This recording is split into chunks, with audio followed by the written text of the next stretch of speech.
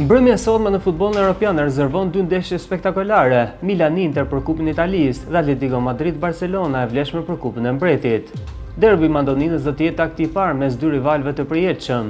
Kjo do të jetë hera e katërt që përballen këtë sezon, ku dy fitore ka Milani, ndërkohë që një sfidë është mbyllur në barazim dhe një sfidë fituar nga Zikaltrit. Nga ana tjetër, Inter është më mirë në Serie A, ku po lufton dhe për titullin kampion. Fitoria është synimi vetëm për të dy skuadrat.